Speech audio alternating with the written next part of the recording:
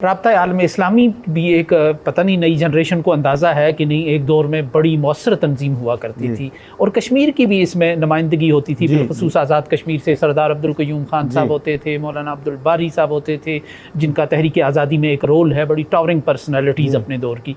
गालिबन मौलाना यूनुस असरी साहब भी होते थे।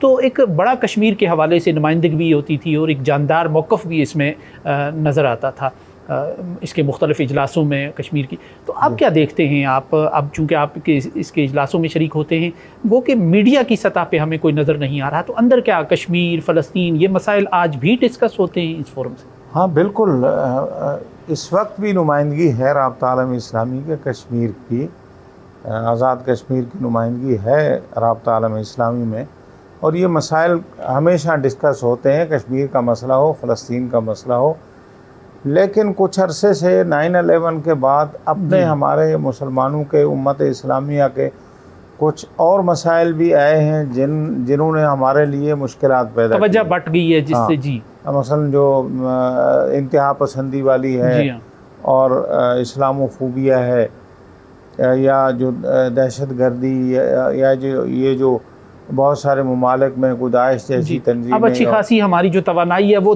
टैग उतारने में ज़ाया हो रही है। तो मेरा ख्याल है पिछले कोई एक दहाई से जो है ना, वो जितना भी सलाहियत है वो उधर डिवाइड हो गई है उसके इलाज के लिए, उसके मुआवजे के लिए। अगरचे वो इस वक्त अल्हम्दुलिल्लाह काफ़ी हद तक कंट्रोल हो गई है, लेकिन वो उसने इस किस्म की जो इंतहा पसंद तंजीमें हैं उन्होंने इस्लामी ममालिक को बहुत नुकसान पहुँचाया है, पाकिस्तान को नुकसान पहुँचाया है। इसी तरह कुछ अर्सा पहले सऊदीया में वारदातें करते थे, इराक़ में, बहुत सारे मुसलमान ममालिक में जो है ना उन्होंने इस्लाम की गलत तस्वीर पेश की, उन्होंने नुकसान पहुँचाया है। और इसको जो है मगरबी दुनिया ने उसको गलत रंग दिया है कि जी इस्लाम जो है वो है ही दहशतगर्द मज़हब के नाम, हालांकि इस्लाम तो अमन का मज़हब है।